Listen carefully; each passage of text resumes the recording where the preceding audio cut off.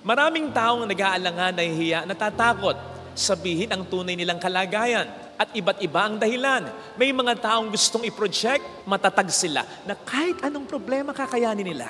May mga tao na gustong i-project, lahat ay okay sa kanila, lalo na sa kanilang pamilya. May mga tao naman na gustong i-preserve ang imahe ng kanilang pamilya. Kaya hindi sinasabi sa iba ang problema dahil ang problema pala ay isang miyembro ng pamilya. May mga tao naman na ayaw makaabala. Ano nga ba naman ang mapapala nila kung mag-open up sila sa iba? Kaawaan lang sila at ayaw nila yon. So bakit? Mag-open up pa. Kaya't ang tendency ng mga taong ganito, kinikimkim na lang sa kanilang kalooban sa mahabang panahon. Kaya't kapag na-corner mo, na heart-to-heart talk mo, bigla na lang aatungal. Kasi matagal na nilang dinadala ang lahat sa kanilang kalooban. Hindi natin kailangang kayanin ang lahat. Hindi ganon ang intention ng Diyos. Kaya ang sabi niya, lumapit kayo sa akin, kayong mga nabibigatan sa inyong pasanin, napapagod kayo, lapit sa akin at bibigyan ko kayo ng pahinga. And I don't think nang iniisip ng Panginoon dito nang sabihin niya ito ay yung pagod lang ng ating katawan dahil alam niya, madali yan eh. Pwedeng tayo na ang rumemedyo dyan. Mag-relax ka lang, mag-unwind ka lang, magpaspa ka, magpamassage ka, magbakasyon ka. Okay na ang pagod ng katawan. Pero ang tinutukoy ng Panginoon dyan ay yung pagod na siya lamang ang makapagbibigay ng kapahingahan. Ang pagod ng ating kalooban. Dahil kumpara sa pagod ng katawan, mas mahirap mapagod ang puso at kalooban. Sapagkat po pwedeng hindi mo makikitang umiiyak ang mata, pero umiiyak na siya sa puso, sa loob niya. Hindi lang niya talaga maipakita. Brothers and sisters, the Lord knows the reason of our tears. Alam niya ang dahilan ni hindi mo kinakailangan magsalita. Kapag pumatak ang iyong luha, ang mga luhang iyan ay parang nagiging letra sa mga mata ng Diyos. Nababasa na niya ang dahilan ng luha mo. Alam niya ang dahilan ng luhang iyan at pinapahalagahan niya ang luhang iyan. The Bible has it. God collects our tears in a bottle. Ilalagay niya, kinukolekta niya ang ating mga luha at inilalagay sa isang botelya. Anong ibig sabihin niyan? Pinapahalagahan niya ang luha mo sapagat alam niyang hindi basta-basta papatak ang luhang iyan. Kung hindi mahalaga ang bagay, lalong-lalo na ang tao na dahilan ng pagpatak ng luhang yan. Umapatak lang naman ang luha ng kusa dahil sa isang bagay lalo na tao na mahalaga para sa iyo. At hindi lang alam ng Panginoon ang dahilan, hindi lang pinapahalagahan ng Panginoon ang luha na yan. To top it all, Book of Revelation, He will wipe away our tears. Papahirin niya ang luhang yan.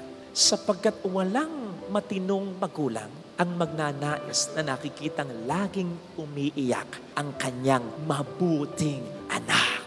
Yung kanyang ang masamang anak, ayaw niyang umiiyak. Ikaw pa ba na nagpapakabuti niyang anak? Luke 11 verse 11. Kung kayong mga makasalanang ama ay ganyan sa inyong mga anak, how much more your Father in heaven? Kung ikaw na makasalanan, kahit makasalanan yung anak mo, ayaw mo umiyak, ang Diyos pa kaya na mabuti, na ayaw niyang umiyak kahit ang anak niyang makasalanan, lalong-lalo na ang anak niyang nagsisikap na mamuhay sa kabutihan. And so do not be afraid to cry. Buti pa nga po nung bata tayo eh. Hindi tayo nahihiya, natatakot na umiyak eh. Bagyang kibot, iyak. Iyak ng iyak. Bakit? Kasi hindi pa natin kayang magsalita. Pero sapat na yung iyak na yon para mataranta ang ating mga magulang tagapag-alaga, para tugunan ang ating mga pangangailangan. Kaya't ang bata, madalas mang umiyak, sandali lang. Kasi nasusolusyonan agad.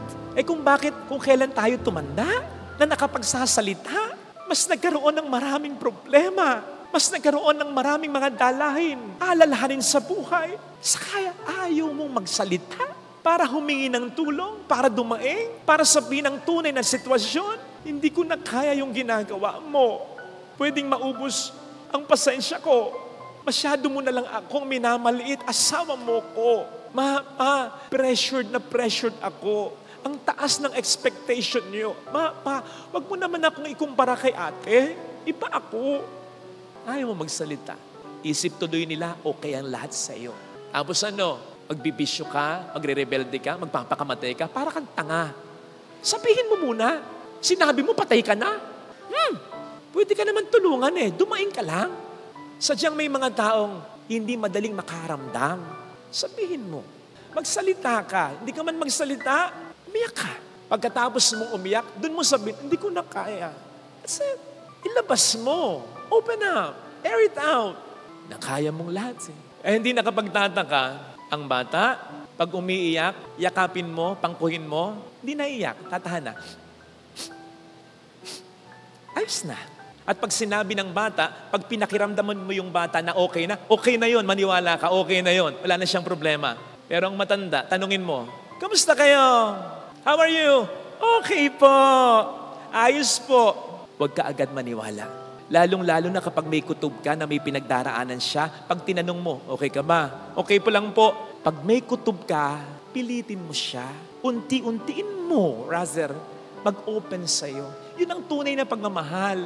Hindi yung, mahal ko naman siya, tinanong ko siya, sabi niya wala minsan niya papilit Ang tunay na nagmamahal, anak, mahal, alam kong may pinagdaraanan ka, sige upuan natin ito, pag-usap, yun ang tunay na malasakit. Hindi ka titigil at hindi ka aalis hanggat hindi siya nagsasabi sa'yo.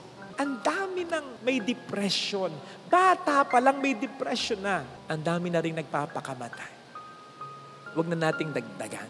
Maganda yung meron tayong Diyos na laging nandyan para sa atin. Pero siyempre, mas maganda rin kung meron tayong mahal sa buhay na aalamin ang dahilan ng iyak natin, na pahalagahan ang iyak natin, at unti-unti ring papawiin ang luha natin. Ito sana ang hilingin nating biyaya sa pagdiriwang natin. Nasa Diyos ang awa, nasa tao ang gawa. Hindi naman po pwedeng ipadepende na lang natin lahat sa Diyos. At hindi naman din po pwede, mas lalong hindi dapat, na idepende natin sa kung ano-anong mga bagay ang ating buhay. Hindi ka aasenso kung hindi ka magbabanat ng buto. Lalo pat sinasabi niya sa atin sa Jeremiah 29:11, "For I know the plans I have for you. Plans to prosper you and not to harm you. Plans to give you hope and a future." Kaya panghawakan natin ito. Nevertheless, dapat may kooperasyon din tayo. Alam po ninyo, wala naman tayong ibang dapat gawin kundi sumunod lang sa Diyos. Kapag tayo sumunod sa Diyos, we will be blessed more than we can ever imagine. Mapalad ang taong sumusunod sa Diyos. Bakit paldo-paldong mga biyaya ang ating makakamit kapag tayo sumunod sa Diyos? Sapagkat ano ba ang biyaya para sa atin? Aminin mo ang biyaya para sa iyo. Yung mga magagandang mangyayari sa buhay natin. Biyaya naman talaga yan. Pero papaano yung mga magiging problema natin? Papaano yung mga magiging pagsubok natin? Ano yan? Hindi biyaya?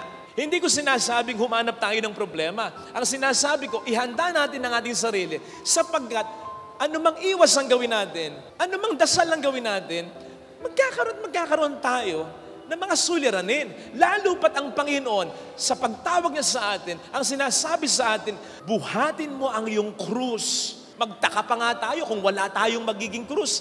Parte yan ng buhay natin. At parte yan ng buhay natin bilang mga sumusunod kay Jesus. So ang sinasabi ko, yes, mga biyaya, yung mga magagandang nangyayari at mangyayari sa buhay natin. Pero kung gusto nating mga paldo-paldong biyaya, yung mga suliranin na mararanasan natin, huwag natin sasayangin. Sapagkat yan ang mas makapagpapatatag sa atin, mas makapagpapamature sa atin, mas makapagpapawise sa atin, mas makapagpapalapit sa atin sa Diyos. Isipin po ninyo, hindi naman tayo napapagmature ng mga magagandang pangyayari. Hindi naman tayo napapatatag ng mga magagandang pangyayari. Ikaw ay ikaw ngayon dahil taga ka na, dahil subok ka na sa mga pagsubok mo sa kahapon, sa tulong ng Panginoon. So yung paldo-paldong biyayang sinasabi ko, yung walang tapon, hindi lang yung mga magaganda, pati na yung ipagdarasal natin na wag sanang mangyari. Pero kung mangyari man, kung i-allow man ng Panginoon, anumang problema yan, maniwala ka, kakayanin mo. Kasi hindi niya i-allow kung hindi mo kakayanin. At kung hindi, magkakaroon ng mabuting bunga sa atin. So kung gusto nating paldo-paldo blessing, hindi lang mga magaganda, kundi yung kahit na mga pangit pero paggagandahin niya sa biyaya at awa niya, sumunod tayo sa Kanya. Ito yung sinasabi ng Romans 8:28. All things, hindi lang yung mga magaganda, pati yung not so beautiful things work together for the good of those who love Him. Ito ay pangako, hindi para sa lahat. For the good of those who love Him. Para lamang sa mga nagmamahal sa Kanya.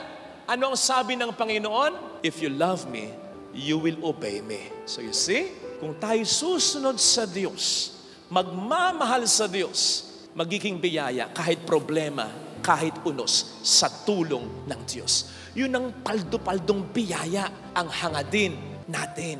Walang swerte, walang malas, pero walang tapon. Lahat magiging biyaya sa tulong ng Panginoon. Kasi wag nating ikondisyon, Lord, walang problema. Hindi mangyayari yun. Okay? Lord, ano man po ang maging problema, alam ko nandyan ka. Kakayanin ko sa tulong mo. Yung magulang mo na kahit matinding hirap, marangal pa rin nagsisikap upang maabot nyo ang inyong mga pangarap kayong kanilang mga anak. Na sa kabila ng mga pangit na nagawa mo, kinadisappoint ng mga ito, ang dami mong ginawa na ikinasakit ng kanilang puso at ulo. Pero mahal ka pa rin, tinanggap ka pa rin at hindi nagbago. Mabuting mga magulang yan, maniwala ka. Yung Aizer, isa lang, nanay o tatay mo na wala nang kasama sa buhay, either sumakabilang buhay o sumakabilang bahay, pero pilit pa rin kinukumpleto ang iyong buhay kahit wala na siyang kaagapay. Yung nanay o yung tatay mo, naramdam na siya'y nag-iisa na lang, pero hindi sa'yo pinaparamdam na merong kang kulang ng isang iyong magulang sapagkat buong pilit at buong sikap naman nilang lahat ay ginagampanan. Mabuting tao ang nanay mo, mabuting tao ang tatay mo, maniwala ka. Yung tiyahin mo, yung tiyuhin mo, yung anak mo, yung kapatid mo, yung kaibigan mo na alam mong may problema doon, pero nandyan kapag kailangan mo, hindi man nila maibigay yung lahat ng kailangan mo, pero gumagawa ng paraan para makapagbigay kahit papaano. Yung nagpaparamdam na sila, nandyan para sa iyo. Mabuting anak, kapatid, kaibigan, tao yan, maniwala ka. Cherish those people, alagaan mo yan. And be blessed because of them.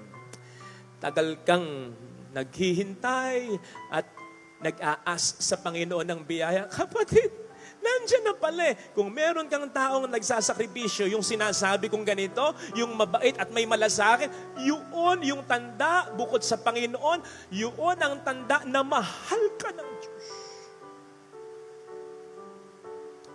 And I'm speaking about here, yung mga taong nagsasakripisyo o nagsakripisyo, yung mga taong biyaya sa iyo at sa pamilya mo, buhay man o patay na ito. Tanda pa rin yan ang pagmamahal ng Diyos sa iyo. Kasi kung mahal ka ng Diyos, kung blessed ka ng Diyos, nung nabubuhay sila, hindi nagbabago ang pagmamahal ng Diyos. Nandyan pa rin silang nagdarasal at gumagabay para sa iyo. Mahal ka ng Diyos, maniwala. So be blessed and be thankful because of these people. Sabi ng mundo, iba na yung marami kang kakilalang mayayaman. Sabi ngayon ng Panginoon sa Ebanghelyong napakinggan ay parang aanin mo ang kakilala ni kaibigan na mayaman. Pero kapag nagkagipitan, huyo ka na lang. Ang naisin mo at ang ipagkapuri mo, yung taong mabait, mabait na asawa, mabait na anak, mabait na kapatid. Yung bang kahit hindi ka pa humihingi, umiimik, nandyan na, tumutulong na, dumadamay na. Kapatid, hindi mo kinakailangan ng mayamang kamag-anak o kaibigan. Basta't may taong ganyan sa buhay mo, ikaw na ang pinakamayamang tao sa buong mundo. Kasi sukat mo alam mo gagawin na ang lahat para sa iyo.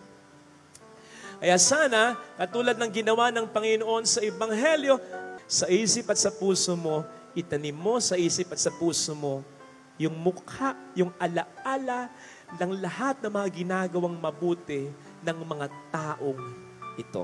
Now, kapatid, kung ikaw naman yung tinutukoy kong mabait at mabuting tao, itong tatandaan mo, ha? Ang Diyos, galit sa taong may itutulong pero hindi tumutulong.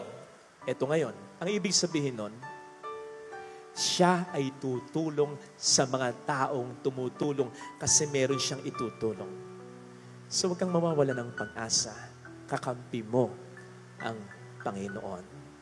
Ito sanang hilingin natin, biyaya na makita natin sa banal na pagdiriwang natin ngayon. Ganon talaga ang biyaya. Nagsisimula, kung minsan ang simple muna, susunod ang mga bonggang-bonggang biyaya na. O hindi ba parang kailan lang, konti lang yung mga customers mo, hanggang sa unti-unti dumugi na ito ng mga tao. Parang kailan lang, konti lang ang mga viewers mo, hanggang sa unti-unti, marami ng viewers ito. Parang kailan lang, mga maliit na proyekto lamang hinahawakan mo. Ngayon, mga big projects na ang pinamamahalaan mo. Parang kailan lang, unti-unti kang gumagaling sa iyong karamdaman, hanggang sa totally mawala na ito. Ganon ang biyaya. Kaya nga, we should always be responsible with the blessings we have.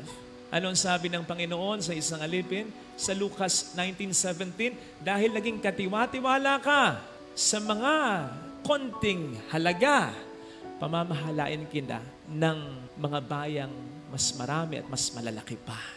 We become responsible with these small blessings. Sapagat yun ang unti-unting maglilid sa atin sa mga best blessings na inilalaan ng Panginoon sa buhay natin. Medyo kabaligtaran naman ito, yung ating first reading, kung saan matutunto naman natin ang mga simpleng simula na mga komplikado at malala ng mga kasalanan ng mundo natin.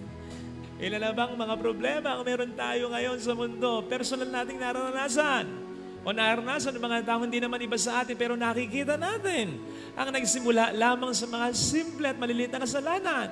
Nagsimula lamang halimbawa sa paisa-isang stick lang hanggang sa pakete na, hanggang sa masira ng baga. Nagsimula lang halimbawa sa trip-trip lang, pakikisama hanggang sa maging ganap ng durugista.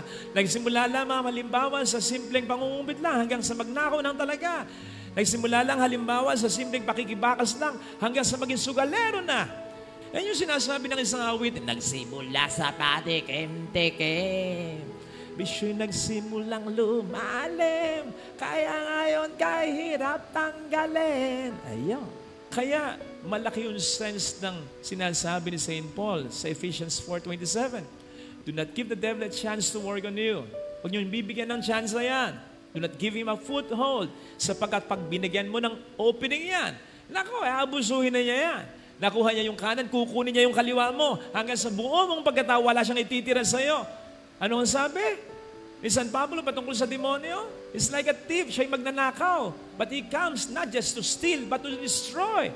Eh buti nga yung nakawang ka na lang masakit na yun. Eh yung ninakawang ka na, sisirain pa yung bahay mo. Susunugin pa yung bahay mo. Yung hinold up ka na lang Makikita natin yan, halimbawa sa mga biktima ng bango, hinold up na pinatay pa. Napakasamang tao niyan. Ganyan ang demonyo. At ganyan ang gagawin niya sa'yo kung di ka gusto. Isipin nga po ninyo, kung alam lamang ni Eva na gano'n ang mangyayari hanggang sa atin na magiging mga supling niya, sige nga, kakainin ba niya yung bunga na yan? Hindi. Tandaan natin na nakikisabay ang dyablo, ha? Tinutokso niya rin tayo lagi sa buhay natin para buksan natin ang ating kalooban sa Kanya, bigyan natin siya ng tsansa at upang ihatid na niya ang binabalak at ibibigay niya sa ating disgrasya. Huwag sana. Kaya, huwag natin siyang bibigyan ng tsansa. Ito sana ang hiling nating biyaya sa ating banal na pagdiriwang. I hope nakaranas na po kayo nung masabihan kayo ng isang tao na, basta tol, pag nangailangan ka, Mare, basta kang mag-alala. Pag nangailangan ka, text mo lang ako, tawagan mo lang ako. Hindi ako magdadalawang isip na tulungan ka. Pangako yan. Hindi sigurado ko sa'yo. Tapos yung mararamdaman mo talaga na sincere at alam mong totoo, kasi minsan ay tinulungan ka niya at naramdaman mo na siya'y Sincere talaga? O kaya nabalitaan mo na may tinulungan siyang iba? Ikaw pa kaya na kaibigan niya? Di ba napakasarap ng pakiramdam pag ganun? Na may isang taong mag-a-assure sa iyo sa oras na mga kailangan ka, narito ako. Kapatid, ang Diyos ay higit pa doon. Ang tao po pwedeng ang kanyang pangako ay mapako. At hindi man mapako, limitado ang kanyang kakayanan. Can only do or give much. Pero ang Diyos, pag sinabi niya talagang tototohanin niya at may kakayahan siya para gawin niya. Diba? So dapat magkaroon din tayo ng iba yung kumpiyansa na lumapit sa Kanya. Ikaw na ama dito sa lupa. Ikaw na ina dito sa lupa. Okay ba yung may gustong hilingin sa yung anak mo? Abay talagang pinagpapawisan bago lumapit. Dad, may hilingin sa anak ko. Mami, pwede ba akong lumabas? Kung ikinai-enjoy mo yon, there's something wrong with you. Siyempre, mas gusto mo yung, hindi naman yung tipong abuso, yung hindi naiilang na humingi sa iyo ang anak mo. Mas lalong ganun ng Diyos. Yung lumapit tayo ng may kumpiyansa sa Kanya. Pero teka, paano ba mangyayari yan? May isang magandang detalye na hindi natin dapat palampasin sa ating unang pagbasang napakinggan na makatutulong upang tayo lumapit ng may kumpiyansa sa Diyos. Kung ang ating buhay ay ipepresent natin bilang report card sa Diyos, ano kaya ang ating grado? Ano kaya ang grado mo bilang asawa, bilang ina, bilang ama, bilang kapatid, bilang tao, bilang pare, bilang madre? Ano kaya ang grado mo? Mataas kaya ito? Ito kaya ay quote-unquote, maipipresent mo sa Diyos? O baka naman hihilingin sa iyo ng Diyos ang grado mo? Nasaan yung grade ng buhay mo? Hindi po. Don't get it wrong. Ang Diyos, katulad po ninyong mga ama at ina, anuman ang kasalanan ng inyong anak sa inyo, ayaw din ninyo na siya'y mailang sa inyo. Ganon din ang Diyos. So we can really approach God anytime, anuman ang ating mga kasalanan, sapagkat wala namang kondisyon ang pagmamahal sa atin ng Poong May Kapal. But the point is, makatutulong. Kung ang ating buhay ay kalugod-lugod sa Kanya, makatutulong yon upang mag-approach tayo sa Kanya ng may kumpiyansa. Lalong-lalo na kung may nangyayari sa ating mga mabibigat na problema. Kasi tulad ni Ezekias, pwede tayong magtanong sa Panginoon in a very humble way. Lord, alam ko po kasi natutuwa ka sa mga gumagawa ng mabuti. Alam ko po kasi, ang nature mo, talagang ipagtatanggol mo pa ang mga gumagawa ng mabuti. Lord, ano po ba ang nagawa kong masama para may mangyari sa akin at sa aking pamilya na masama? Do you get it? Hindi ka nagyayabang sa Diyos. Hindi mo sinasabi sa Diyos, hindi yun ang ginawa. Hindi yun ang tema ng mga pananalita ni Ezekias. Hindi siya nagyayabang sa Diyos na parang may utang na loob sa kanyang Diyos. No! Tinatanong lang niya. Yun ang tono ng mga sinabi niya. Paka-explain. Hindi ko po kasi, parang ganun lang. So yun yung sinasabi ko, na kapag ang buhay natin ay kalugod-lugod sa Poong May Kapal, kahit pa paano may kumpiyansa tayong, Lord, bakit naman po ganun? Kasi kung ang buhay natin ay hindi kalugod-lugod sa Diyos, kung puro mali ang ginagawa natin, kung buwisit tayo, kung masama tayo sa ating pag-uugali, sa ating pagtrato sa ibang tao, kapag may pangit na nangyari sa atin, magtatanong ka pa ba, Lord? Ba't kaya ganito? Baka sabihin ng Panginoon sa'yo, bakit ka nagtatanong pa? Ang lagay ba'y kasalanan ko pa? At ito pa isa, ganito yung parang tema ng mga sinabi ni Ezekias sa Diyos. Mabuti ang kanyang buhay. So yun din ang kanyang mga ipagpapatuloy, yung kanyang mga mabuting ginagawang bagay sa buhay kapag in-extend pa ang kanyang buhay. Do you get it? Yun. So para mong sinasabi lamang ni Ezekias sa Diyos, Lord, kung ma-extend naman yung buhay ko, ito pa rin naman at higit pa ang gagawin ko. O ngayon, ay isipin po ninyo, kung wala tayong ginagawang mabuti, ang dami pa nating ginagawang masama, tapos kukunin na tayo ng Diyos, May lakas loob ba tayo? May kumpiyansa ba tayong sasabihin sa Diyos, Lord, extend mo pa ang buhay ko? Sabihin ng Diyos, para ano? Para ituloy mo pa yung ginagawa mo? Di ba?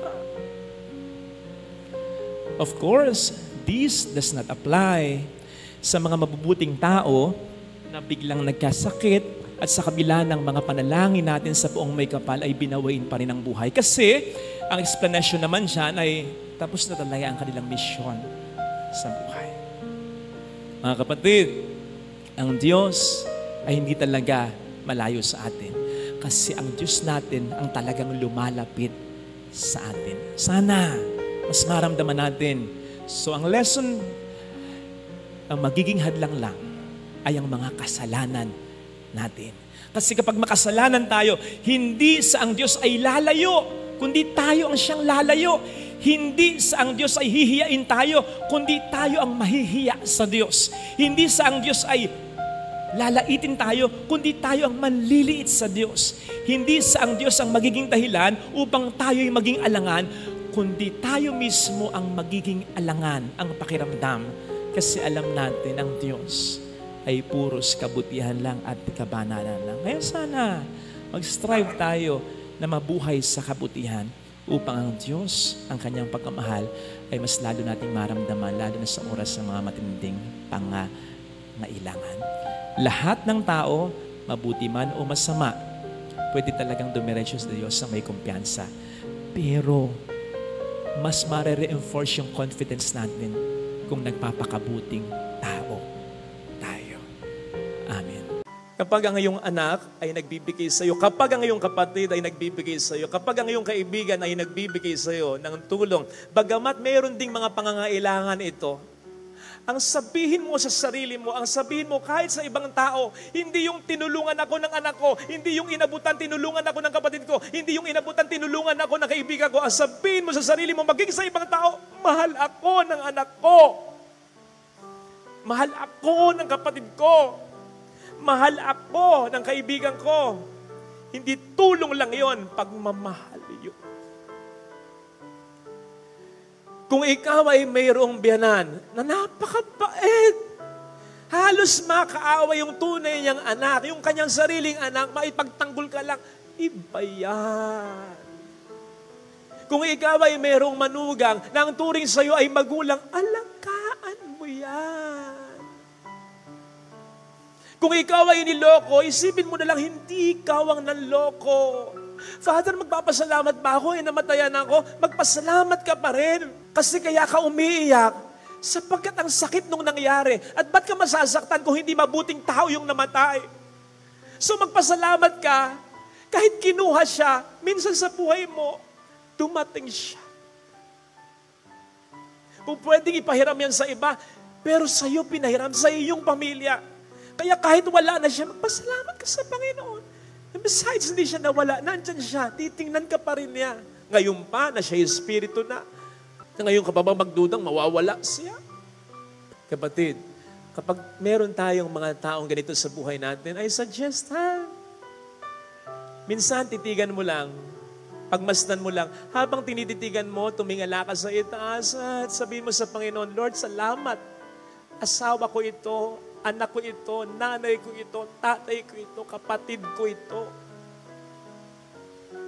Ngayon, kung bigla siyang natingin at parang nagulumihanan. Bakit? Nagtanong sa'yo ng bakit? Ngitian mo lang. Pero kung gusto mo, matapos ng mong ngitian, lapitan mo, yakapin mo, at bulungan mo, salamat. Kasi hindi lahat ng asawa, anak, kapatid, manugang, biyanan, kaibigan, ganyan. And mind you, walang kinalaman dyan yung kabutihan mo. May kinalaman pero konti lang.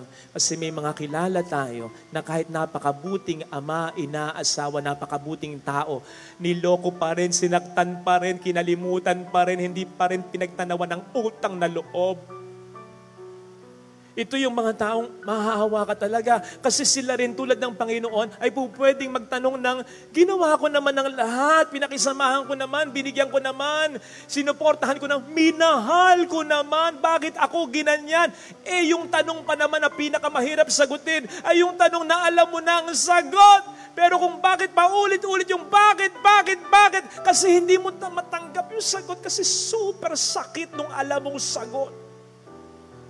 And that's life. It happens in life. Hindi mo kinakailangan maging perpekto para hindi ka saktan, para hindi ka iwan. Si Kristo, perpekto, pero naranasan ng lahat ng iyan. And so if you have been blessed with these amazing people in your life, thank them. At least, iparamdam mo sa kanila, you are proud of them. And never forget God. Sa pagkatandaan natin, tulad ng sinasabi ni St. Paul sa ating second reading, hindi tayo kailanman naging tapat. Pero siya kailanman ay tapat, and so, ibinibigay pa rin sa atin ang lahat. Let me end with this. Ano nga ba ang lamang ng nagpapasalamat? Ano ba ang lamang ng Samaritanong nagpasalamat kay Kristo? Kung iisipin po ninyo, yung siyam na hindi nagpasalamat, pinagaling din naman ni Kristo. Ano ba ang lamang nating nagsisimba? Sa mga hindi nagsisimba, ganun din naman, pinagpapala din naman sila, buhay din naman sila, ligtas pa rin naman sila. Ano ang lamang nung nagpapasalamat sa hindi nagpapasalamat? Simple lang, pero matindi. It's God. It's God. Yung relasyon natin sa Kanya, yung maramdaman mo kung gaano ka kamahal ng Diyos at yun ang magtutulak sa iyo para mas lalong mahalin ang Diyos. Yun ang pinakamahalaga sa lahat ng mga biyaya. Kung kayong mga anak, pare-pareho kayong inalagaan at binigyan ng magandang kinabukasan ng inyong mga magulang, pero sa huli, nung nagkagipitan, ikaw na lang yung nagbibigay sa mga magulang mo, ikaw na lang sa huli yung nag-alaga, puro ikaw na lang. Pwede mo bang sabihin, teka, lugi ako. Lahat naman tayo inalagaan ng ating mga magulang at binigyan ng magandang kinabukasan. Kung bakit ngayon, ako na lang ang nagbibigay sa kanila, ako na lang ang nag-aalaga sa kanila. Ibig sabihin, lugi ka. No. Lamang na lamang ka. Kung may pagkukulang man sila, bahala sila. Sila ang magdadala. Pero ikaw lamang na lamang ka. Sapagkat bukod sa katulad ng mga kapatid mong naranasan ng pagmamahal ng mga magulang mo, sa huli, ang sana sa sayo ay ang mga magulang mo mismo. Besides, ano man ang gawin natin, ano man ang sakripisyong ibigay natin, ano man ang hirap na matamo natin, hindi natin kayang suklian man lang o gantihan ang lahat ng ibinigay sa atin ng Pong may kapal. At ang lahat ng mga ibinigay sa atin ng mga taong sa atin ay tunay na nagmahal. Ito sana ang makita natin bilang biyaya at bilang dahilan upang tayo magpasalamat. Gusto mong maginhawang buhay ng anak mo, pero haanin mo ang isang anak na nakikita mong maginhawang buhay, pero hindi nakatatayo sa kanyang sariling mga paa. At walang respeto sa iyo kasi hindi mo naturuan ang leksyon ito. Kaya ang sabi sa ating ikalawang pagbasa ni St. Paul, huwag niyong ikatampo sa Diyos kapag tayo ay kanyang dinidisiplina. Kasi ito'y makatutulong talaga. Alam natin ang resulta ng bata at anak na hindi dinidisiplina. Pwedeng yang ilong mo, mapamana mo sa anak mo. Walang kahirap-hirap yun. Namamana talaga yun. Pwedeng yung eyes mo. Pero yung resilience mo, yung magandang karakter mo, na gusto mo sanang maibigay rin sa anak mo. Gusto mo sanang ma-imbibe din ng anak mo. Hindi po pwedeng ipamana lamang yun na ganon. Kinakailangan, disiplinahin mo rin siya tulad ng pagdidisiplina sa iyo dati ng mga magulang mo. At kinakailangan dumaan din siya sa maraming mga pagsubok tulad ng mga pinagdaanan mo. Kaya ka ganyan ngayon sapagkat taga ka na sa panahon. Minsan mayroong kakilala na mountain climber. Kasi nakita ko yung mga picture niya, sayang-saya. May mga video pa. Nasa tuktok sila ng bundok. Sabi ko, ilang oras? Father, araw inakyat yan. Ang sarap, Father, ng feeling. Ayun naman pala. Talaga masarap ang feeling. Pero sabi ko, bakit hindi kayo mag-ambag-ambaga na lang? Magpahatid na lang kayo sa helicopter dyan. Di po? Yun lang pala. Mabilis pa, hindi pa buwis buhay, di ba? Pero sabi niya, Father, you're missing the point. What point? Father, hindi lamang yun. Baka nga ang mas mahalaga pa ay yung pagpunta, pag-akyat doon. Kasi habang kami umakyat, syempre nabubuo yung resilience mo, yung karakter mo, yung patience mo, yung determination mo, yung camaraderie ninyo, etc. Yun ang mas nagpapa-feel good kapag nandun na kami sa duktong ng mundo, sapagkat yung suffering, yung struggle na yon did us something good. Kapatid, syempre gusto ng Diyos na mapunta tayo ng langit. Gusto niya. Gusto rin natin, di ba? Sino gusto mapunta ng langit? Taas ang kamay. Ayaw nyo? Talaga naman. Sino gusto mapunta ng langit? Taas! Ngayon na! Ba't ayaw nyo magtaas? Lord, ako rin ha. Joke. Kasi alam mo, hindi ka pa handa. Alam mo, na mayroong pang dapat makaiayos sa sarili mo para maging karapat-dapat ka man lang na mapunta ng kalangit. Kasi hindi po pwedeng yung buhay natin ay ganito. At makatutulong yung mga pagsubok, yung mga problema ng patapyas, ang yabang na ito, ang pagiging makamundo na ito, ang pagiging materialoso na ito, ang pagiging mataas na ito. Yan, makatutulong yan. Pinamanahan ka ng magulang mo ng milyong-milyong piso at magandang negosyo? Hindi ka po pwedeng mag-relax lang. Petex lang. No. Kailangan mo pa rin magsumikap. Sapagkat kung hindi, unti-unti itong mawawala sa iyo. Ngayon din naman, maraming mga grasya na ibinibigay ng Panginoon sa atin nung pa tayo binyagan. Kapag tayo nagpupunta sa simbahan, nangungunyon, etc. Nandyan yung mga grasya, pero hindi dapat na nandyan lang yun. Kinakailangan natin gwardyahan yun. Kinakailangan natin i-develop, i-nourish yun. Kinakailangan natin payabungin yun. Kung hindi, ito yung mawawala sa atin. Kakainin tayo ng sistema ng mundong ito. Naranasan niyo na po ba yung akala niyo meron pa pero wala na? Akala mo meron ka pang load? Hindi na ako nakapag-text. Hindi ka nakapagkarga. Akala mo makapag-stay ka pa for a couple of days sa boarding house mo, pero hindi na pala kasi nakaliban ka ng renta. Akala mo mahal ka pa niya, pero hindi na pala, nagbago na ba siya kasi napapayaan mo yung relasyon mo sa kanya. Masyado kang busy Yung akala mo meron pa pero wala na, nakakadismaya. Mas lalo pong ganon ang magiging reaksyon natin kapag akala natin tatanggapin tayo sa langit. Katoliko ako Nagsisimba ako Nagnilili ako ng salita ng Diyos Nagsishare ako ng mga reflection ni Father Fidel Hindi ako natutulog pag nagsasermon siya Mapapasok ako dyan. Hindi! Ay, hindi pala. Ay, ito. I'll be banking on the goodness of God. Kakatukul Mabait ka Ilang beses mo na ako pinatawad Ilang beses mo na ako pinagpasensyahan Bikini man. Ngayon, papasukin mo ako. Pagpasensyahan mo, patawarin mo ako. Hindi laging ganon. Pwedeng yung load, makapag-load ka pa. Pwedeng sa ibang apartment ka pa magpunta. Pwedeng yung nagtampo sa yung mahal mo, karinyuhin mo pa. Kung babae yan, bigyan mo na regalo, alas ako. Maaaring matanggal ang tampo niyan. Kung lalaki yung partner mo, kung rider pa, helmet lang ang katapat niya. Pili mo lang. Pero pagdating sa Diyos, hindi po pwedeng laging ganon. Alam niya kung seryoso tayo sa ating pagmamahal sa Alam niya kung tayo'y nag-i-strive, nagsusumikap, nag-i-struggle talaga. Tama, ang Diyos ay mapagmahal, pero tandaan natin, ang Diyos ay makatarungan din naman. Tama, ang makipot na pintuan ay bukas para sa lahat, pero ito ay isasara din naman. Anong sabi ng Diyos? Sa Genesis 6 verse 3, ang aking espiritu ay hindi makapagpupunyagi lagi ng walang hanggan sa tao. I mean, sinabi niya ito bago niya lipulin ang mundo sa pamamagitan ng isang malaking baha noong panahon ni Noe. So para bang sinasabi ng Diyos, may hangganan ng pasensya. May hangganan. Time will come when time is up na. Game over na. Ang sabi pa ni Isaiah 55 verse 6, tumawag ka sa Panginoon habang nakikinig siya, hanapin mo siya habang matatagpuan mo siya. Na para bang magbago ka habang maaga, habang may palugit pa, sapagkat darating ang pagkakataon na ang pinto ay isasara na at game over na. Sa kabilang buhay, pag napunta tayo ng langit, I think, babaunan natin yung mga magandang alaala. I-reply natin yan. Reply mga magandang alaala. Yung mga ginawa mo maganda, yan. May mga magandang alaala yan. Pero pagdating sa impyerno, ang matindi, i-replay din naman natin yung mga ginawa nating masama, yung mga pagsisisi natin, dala ng mga kasama ang ginawa natin.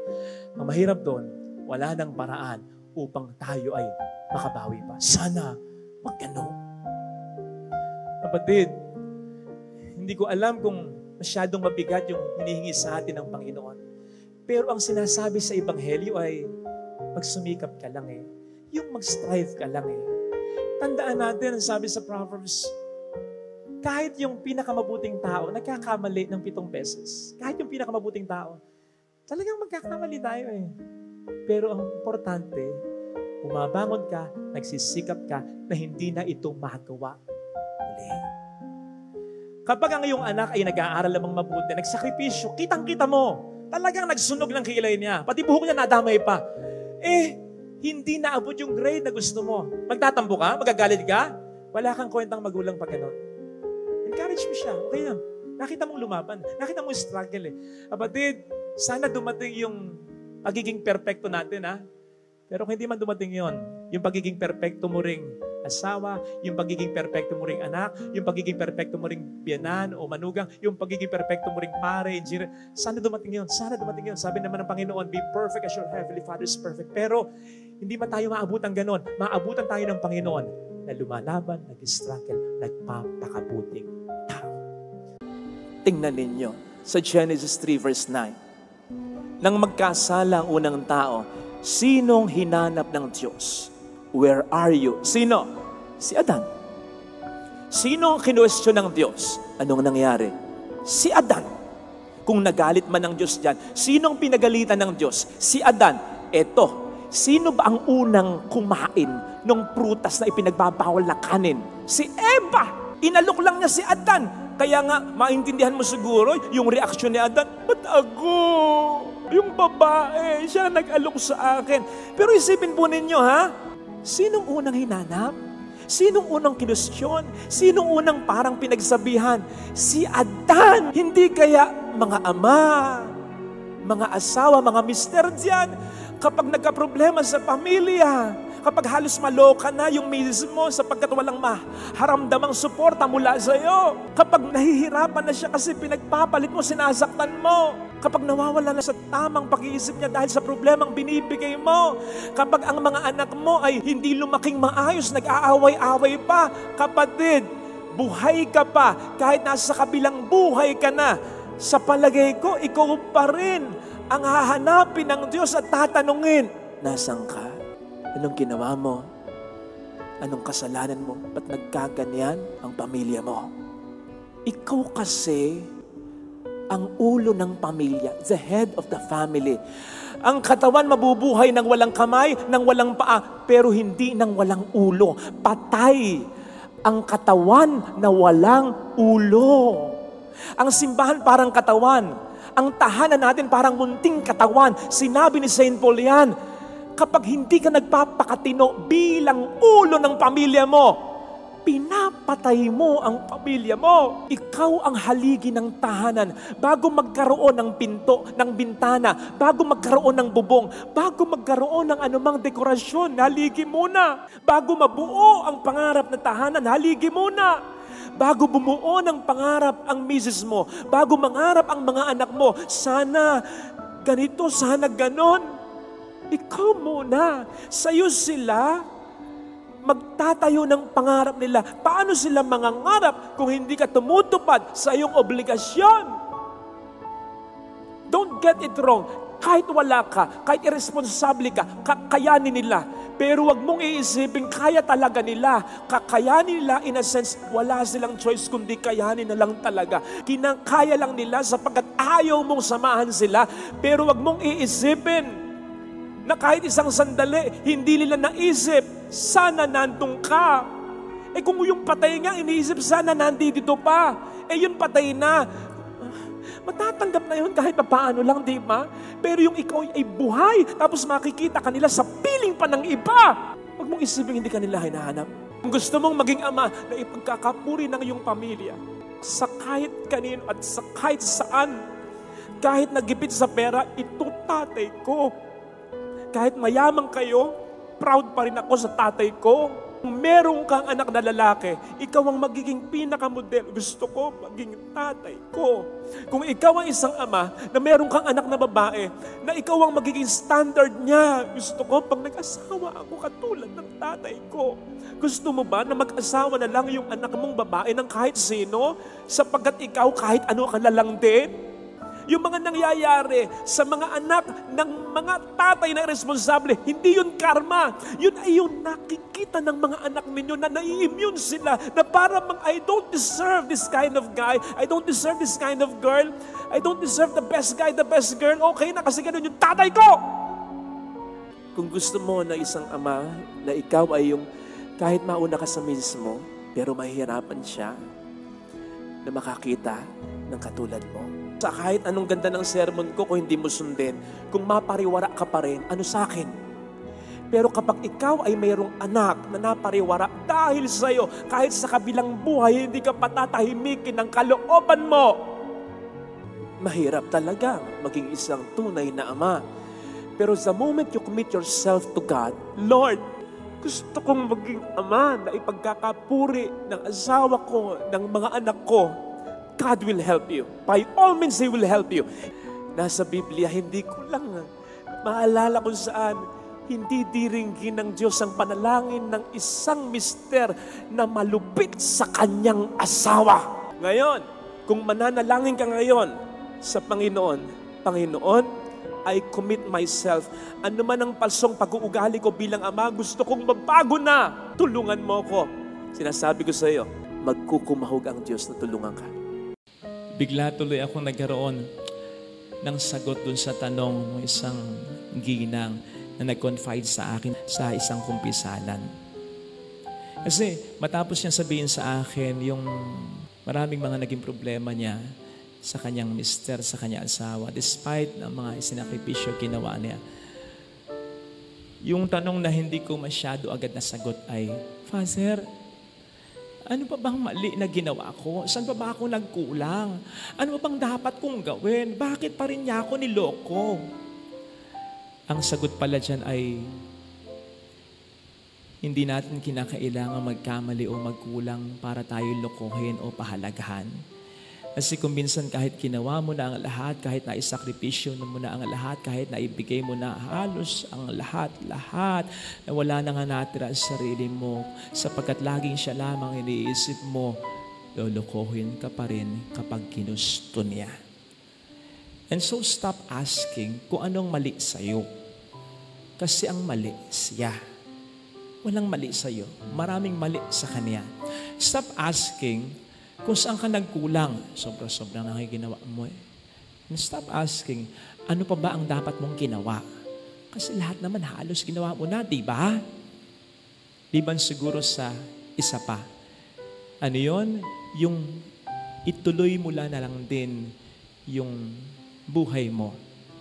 At depende sa sitwasyon mo, sa sitwasyon nyo, kung kasama pa rin itong taong nagdamp at hindi nagpahalaga sa'yo, sa iyong plano. Again, depende sa iyo at depende sa sitwasyon ninyo. Basta, huwag kang mapako sa pangit na nakaraan, bumangon ka, matuto ka, mag-move on ka. Huwag mong balaking gumante para maging maayos ang pakiramdam mo. I tell you, mas lalong gugulo. Besides, ang mas magandang paghihigante ay yung makita niya balang araw, yung mga bagay na kanyang sinayang, lalo pat alam mo sa puso mo, ang makapagbibigay niyan sa kanya ay ikaw lamang. Mga kapatid, tandaan po natin ha, ang pinakamahirap lokohin, pinakamali na hindi pahalagahan, ay yung mga nagbigay, nagmahal, nagsakripisyo sa atin ang sobra-sobra. Kasi kapag ginawa natin yan, ang panghihinayangan natin, ang pag-iisihan natin ay sobra-sobra din. At the end of the day, kapag inisnab natin at hindi pinahalagahan ng ating Panginoon, pati na ang mga sinugo niyang tao upang pahalagahan tayo, at the end of the day, we will suffer. Hindi so much about mga paghihirap na maranasan natin, dala ng mga kasalanan natin, kundi yung mga magandang bagay na hindi na natin maranasan dahil ang pagmamahal nila ay ating sinayang. Mas mahirap, mas mabigat dalhin yan. Ito sana ang ating pag-isipan, ito sana ang ating hilingin mensahe na makintal sa ating kalooban. Huwag po tayong matakot. Kasi sabi ng Panginoon, huwag naman daw tayong matakot. At sangayon sa mga dalubhasa sa Biblia, yung sense na do not fear ay inulit-ulit sa Biblia 365 times. So ibig sabihin, every day, sinasabihan tayo ng Panginoon, huwag kang matakot. In introducing something new sa buhay mo, sapagkat araw-araw may biyaya ako sa iyo. I don't think araw-araw, yun at biyaya ng Diyos. I don't think that way. Kasi kung yun at yun lang ang biyaya ng Panginoon, so kung ano yung blessing natin ngayon, ito na yun. Lord, ito na yun. Bukas wala na. Ito na yun, ito na yung aasahan ko. Yung nakita kong tao kanina, blessing na yun. Bukas yun pa rin ang makikita ko. Huwag naman. Yung kinita ko ngayon, medyo hindi maganda eh. Bukas ganito pa rin. Naman. Yung development sa health ko ngayon, medyo okay naman. Pero sana bukas, Panginoon, mas maganda yung development. Hindi laging iyon ang blessing na binibigay ng Panginoon. Yung quality and quantity, hindi, nagbabago yon. Kasi kung hindi nagbabago, bakit tayo may mga modern developments ngayon? Bakit tayo may internet ngayon? Di ba? Isipin po ninyo kung nangyari ang pandemya nang walang social media, ang hirap nito. So nakita po ninyo, anuman ang pagbabago sa mundo, sumasabay ang Panginoon in such a way na mahalalayan niya tayo.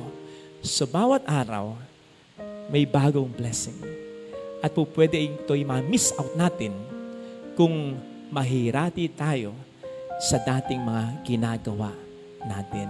So do not be afraid from going out from your comfort zone para mas mailid tayo sa mas magandang mga sitwasyon ng ating Panginoon. Huwag tayong matakot na tayo'y magkamali, na hindi mag-work out yung ating mga plano, yung ating mga gagawin in trying something new. Kasi una-una, as I said, yung one sense ng trying something new, hindi mo naman i-abolish totally yung luma. I-improve mo lang. Okay? So nandun pa rin naman yun. Nandun ka pa rin naman sa pundasyon, sa tradisyon, sa nakagisnan mo noon. I-improve mo lang yan. Okay? Pero, if we are to really try something totally new, basta alam mong makatutulong sa iyo at maganda yung plano mo, malinis ang konsensya mo at makatutulong ito sa palagay mo, lalong-lalo na sa mga taong mahal sa iyo. Go! Go! Go mo lang yun. Father, baka magkamali ako. Baka hindi mag-work ito. Baka pumalpak. Kasama naman sa success yung failure. Wala namang nagtagumpay nang hindi nakaranas ng failure sa buhay. In fact, yung mga taong matatagumpay, yun yung mga taong nag-try hanggang sa makamit ang tagumpay. At least you tried. Sabi nga, it is better to regret trying and failing than not trying at all, especially if you had a chance na baguhin towards the better ang sitwasyon. And if ever we fail, sige nga, wala. Meron, pero hindi ganon. Hindi ganon ka-plain yun. Hindi plain failure yon. Kasi kapag nag-try tayo at hindi nag-work yon, may development pa rin doon. Kasi meron kang matututunan sa experience mong yun. Sa susunod, hindi na ganito. Sa susunod, ito na ang gagawin ko. Sa susunod, basta. Yun naman ang sabi ko kapag nagbe-bless ako ng mga establishmento na gusto ko nandoon yung businessman, yung may-ari, at yung mga nagtatrabaho, malaki man o maliit yung negosyo. Sinasabi ko sa sermon ko, ito ay blessing ng Panginoon. Sana ito na yon. Sana ito'y maging jumping board ninyo, ladder ninyo towards kung ano mas mga magandang balak para sa inyo ng Panginoon. Pero kung hindi man mag-click ito, huwag kayong titigil sa pagpupursige, paghisikap ninyo. Sapagkat pag nakita ng Panginoon na despite the failures ay nagsisikap kayo, ililid niya kayo sa pinaka-success na dapat at plano niya dati pa na ma-reach at ma-encounter ninyo. Huwag tayong matatakot. Nandiyan naman siya para alalayan tayo. Parang isang ama o isang ina na unti-unti sinasanay na maglakad ang maliit na anak niya. Diba? Hawak-hawak ng ama o ina yung mga kamay ng anak niya. Nandoon mag-fold yung mga knees na gano'n, yung mga legs na gano'n, madadapa. Pero nakaalalay siya. Tatayo pa rin. Lalo pat nakikita niya, gustong-gustong lumakad ng anak niya. Hahayaan niya yon. Kasi ang mahalaga, pagkadapa, bumabangon naman. Hindi po pwedeng sabihin ng ina o ama, kanang maglakad, nadadapa ka. Kasi kapag hindi ito hahakbang, hindi nito ma-reach ang kanyang full potential and therefore, hindi niya maaabot ang mga dapat pa niyang maabot. Ganon ang Diyos sa atin, nakaalalay sa atin. Kaya ito sana hilingin nating biyaya para makapagpalakas pa ng loob natin. Patuloy kang humakbang, patuloy kang bumangon, patuloy kang tumayo. Aalalayan ka ng ating Panginoon. Pagurin mo na ang katawan sa kakatrabaho, sa kakanegosyo. Huwag lang sasama ng loob ang puso ng tao na lumalaban o inspirasyon para sa iyo. Di ba sabi ko rin, you choose your battle. Piliin mo yung laban mo. And when I say choose your battle, huwag kang gagawa ng anumang laban na ang makakalaban mo, ikaw pa ang parang kakalaban sa taong lumalaban para sa inyo. Hindi fair yun. Mahirap yun, masakit. Huwag nating bigyan ng problema ang mga tao, ng Espiritu Santo. Huwag nating pagdalamhatiin, palungkutin ang mga kakampi natin sa pagharap sa problema. Bagkus, we value them. We also inspire them. Yung pagpapakatino lang natin, inspirasyon na yun para sa malaking bagay na yun para sa kanila. We send them. We let them feel na na-appreciate natin ang ginagawa nila para sa atin. Kapag nagaganon, pare-pareho tayo magiging inspirasyon sa bawat isa, pare-pareho nating makikita ang mga kaya pa nating gawin, ang mga pwede pa nating maranasan dahil sa Espiritu Santo at sa mga taong inspirasyon sa ating buhay.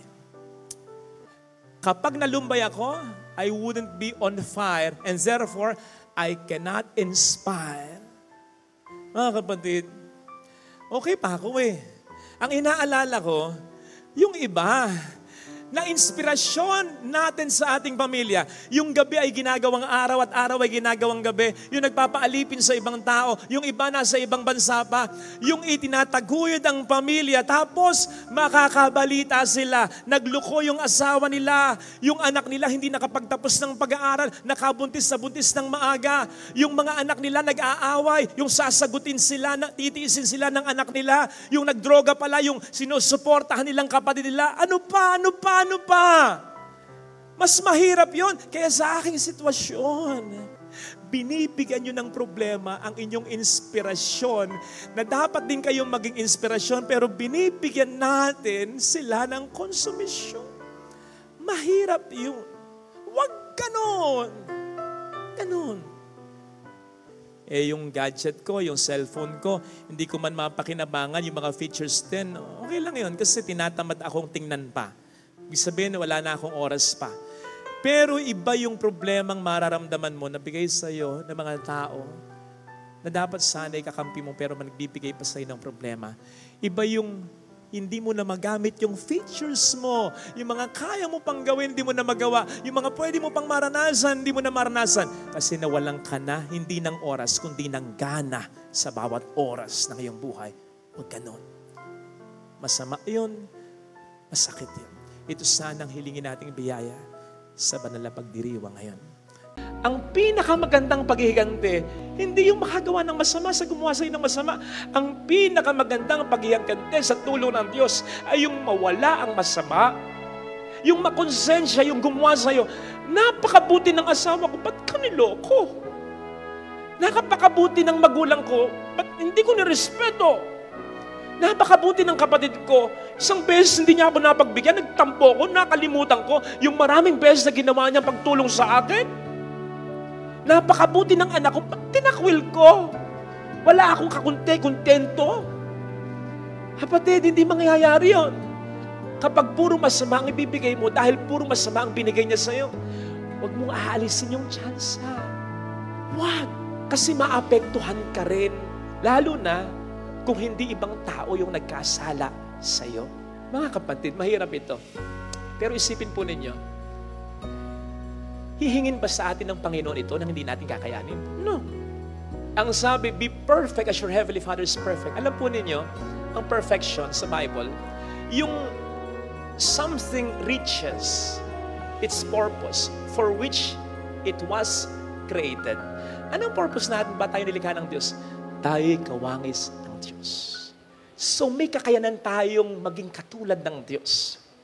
Sa paanong paraan? Sa paraan ng ating pinag-uusapan. Hindi niyo po ba naisip? Ha?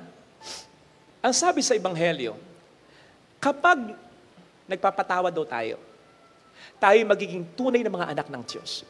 Hindi sinabing kapag nagbibigay kayo, mas mahirap kasi ang magpatawad.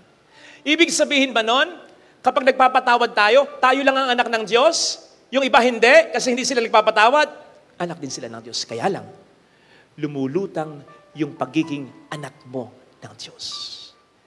God is like, nagpatawad ka, iba yung anak kong ito.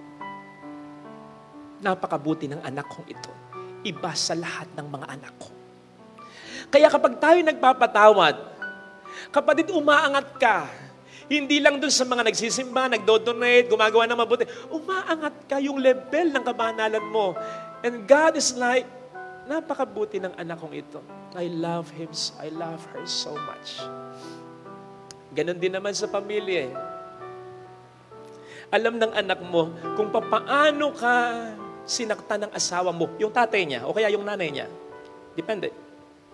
Alam ng anak mo, yung paghihirap na dinanas mo, yung sakit na naidulot ng panloloko ng asawa mo sa iyo, yung pagkabayaan ng asawa mo sa iyo, and therefore, pati na rin sa mga anak mo. Alam ng anak mo yon, kaya okay lang sa kanya na magalit ka sa tatay niya, sa nanay niya. Pero kung sa kabila ng ginawa sa iyo, ng asawa mo, ng tatay niya o kaya ng nanay niya, magiging civil ka pa rin, pipilitin mong patawarin pa rin. Men! Sabihin ng anak mo, iba yung nanay ko. Iba yung tatay ko. Kasi alam ng anak mo, nagiging civil ka sa asawa mong nanakit sa'yo, na tatay niya o nanay niya, dahil sa kanya. So sobra talaga yung pagmamahal mo. Alam ng magulang mo, na napakawalang hiya ng ginawa ng kapatid mo sa'yo, na anak niya. Kaya nga minsan, siya na rin ang nagsasabi, tikisin mo na talaga yan. Hindi ko namang inampun yan, kapatid mo yan. Anak ko rin yan, pero bakit nagkaganyan? Grabe yung ginawa sa'yo, anak. Siya ba nagsasabi? Kasi nararamdaman niya yung pain na ginawa sa'yo ng anak din niya na kapatid mo. Pero kapag nakita niya sa kabila ng ginawa sa'yo ng kapatid mo, tutulungan mo pa rin yung kapatid mo, pautangin mo pa rin, bibigyan mo pa rin, patatawarin mo pa rin. Men, yung nanay mo na nakasaksi ng kawalang hiyaan ng kapatid mo sa'yo, sa isip niya o baka sabihin niya sa'yo, anak, iba ka. Iba ka, anak ko. Alam ng anak mo kung paano ka binastos ng asawa niya na manugang mo.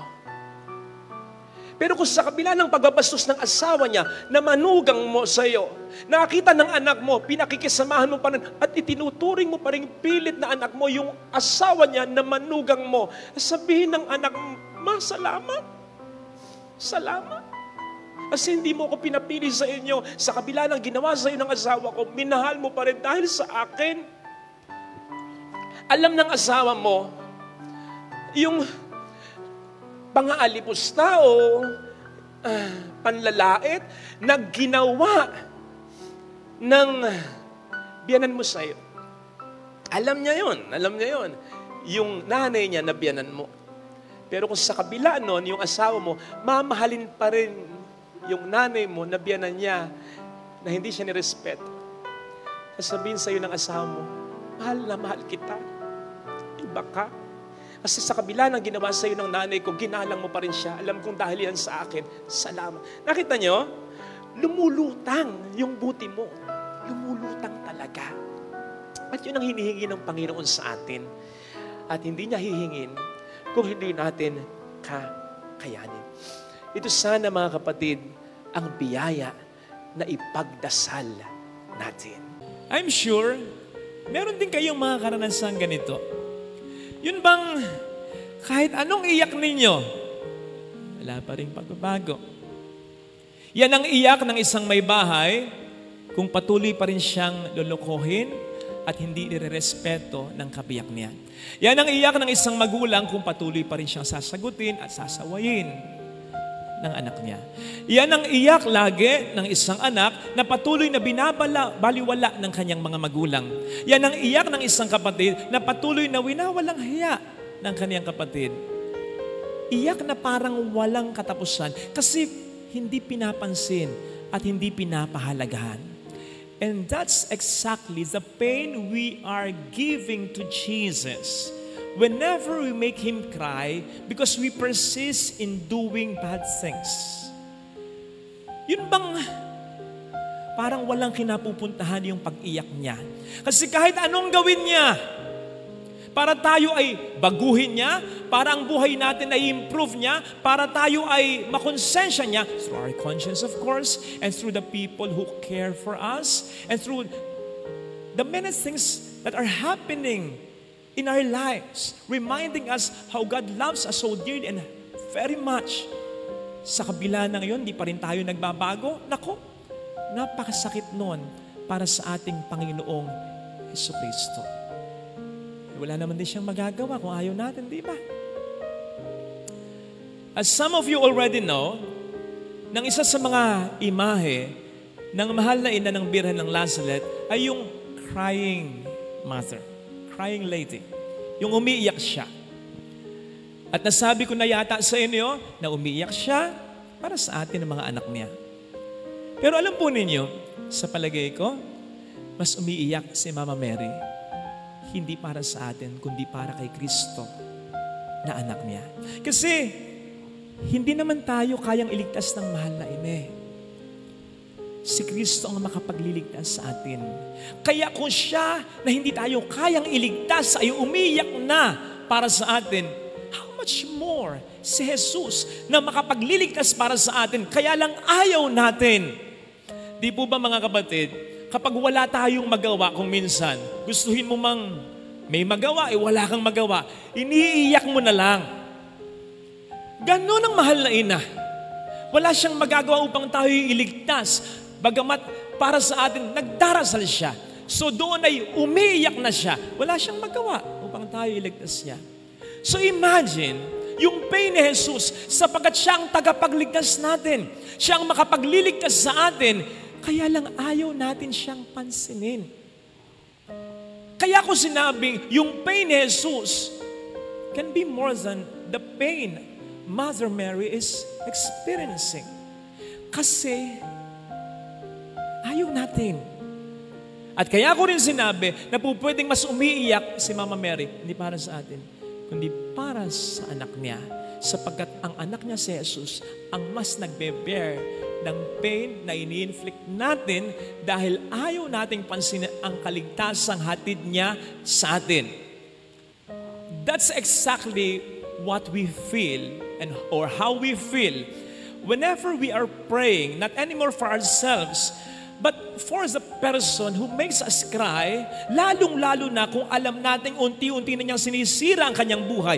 Pero anuman gawin natin, anumang dasal ang gawin natin, anumang paalala ang sabihin natin, anuman ang aksyon na execute natin, ay ayaw pa rin. So, di ba, may mga experience tayong ganito na umiiyak ka na, hindi na para sa sarili mo, kundi para sa Kanya na mahal mo sapagkat alam mo, sinisira na niya ang buhay na at ang kaniyang pamilya. To the point na titigil ka na lang sa pag-iyak. Tatahan ka na. Kasi either napagod ka na o ang luha mo ay parang naubos na. Bago sana tumigil sa pag-iyak, yung mga taong nagpapahalaga sa atin dahil sa sila'y napagod na rin sa atin, nainip na rin sa pagbabago natin, mapatahan natin sila dahil sa pagbabago natin. Kasi kapag nauna silang tumahan dahil nabandal na sila at nainip na sila sa pagbabago natin, siguradong tayo naman ang iiyak sa habang panahon.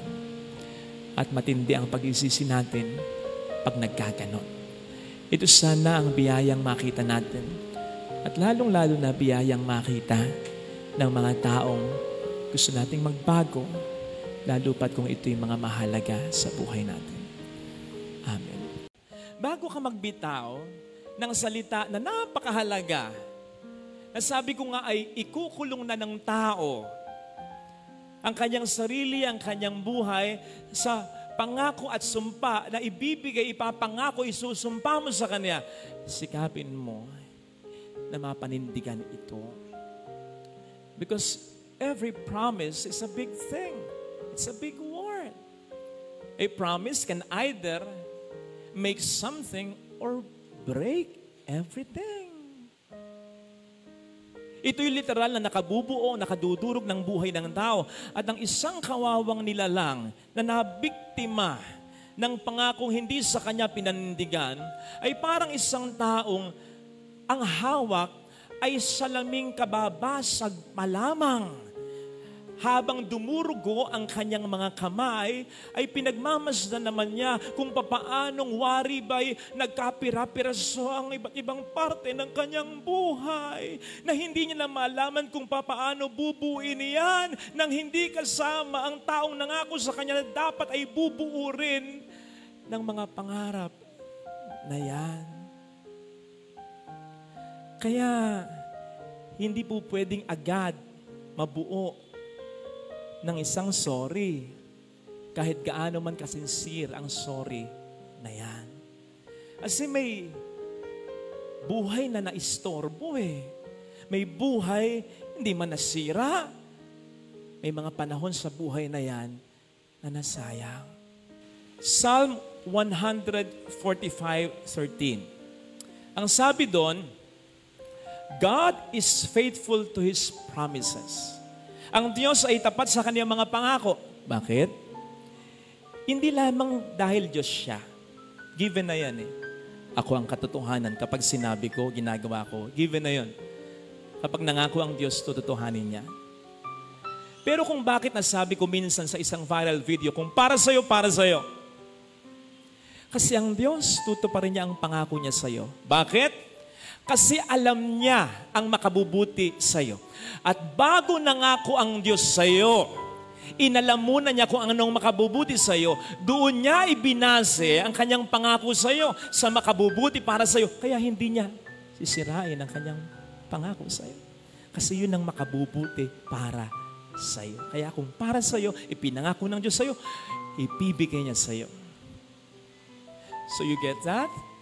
Tayo, hindi tayo Diyos. Pero sa palagay ko naman, bago tayo mangako sa isang taong napakahalaga sa buhay natin, hindi kita pababayaan, ito ang ibibigay ko sa iyo, ito ang gagawin ko, ito ang plano ko para sa iyo. Bago mo ipangako yon, inalam mo muna ang kailangan niya, inalam mo muna ang makapagpapaligaya sa kanya, inalam mo muna kung anong pinakakailangan at makatutulong sa kanya. Kaya ka nangako eh. So bakit sa isang itlap, ipapako mo yung pangakong yun? Diba? Yes, yung pinangakuan mo, hindi po kita pababayaan. Anak, hindi kita pababayaan. Kahit anong mangyari, makapagtatapos ka ng pag-aaral. Anak, mamahalin ko yung nanay mo, yung tatay mo, mamahalin ko buong buhay ko para sa inyo. Magpapatayo tayo ng, etc. Again, bago mo ipangako yan, inalam mo muna kung ano ang kanilang kailangan. Kaya mo pinangako yan. So dapat tulad ng Diyos, ano man ang mangyari, tuloy mo yan. Kasi inasahan na nila yan.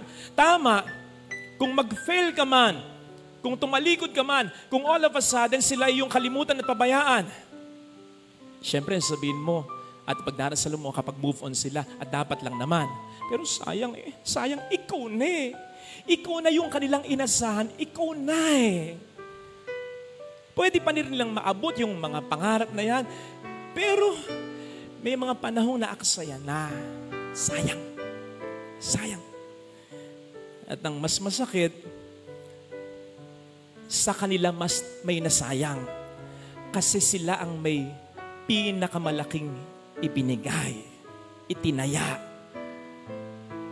Hindi katulad mo, kulang, kaya bigla mo silang tinalikuran. Sapat ang grasya ng Panginoon, nasa sa tao talaga yun. Sana wag na nating dagdagan yung mga sumpa at pangarap na napapako. Kasi mahirap bumuo muli ng bagong pangarap at umasa na hindi na muli ito mawawasak. At sa bawat pangarap at pangako na hindi tinutupad, hindi lang yung iisang tao ang apektado, lahat apektado. Kaya sana maging totoo tayo at panindigan natin ang lahat ng ating mga pangako. Lalong-lalo na sa mga taong mahalaga sa iyo.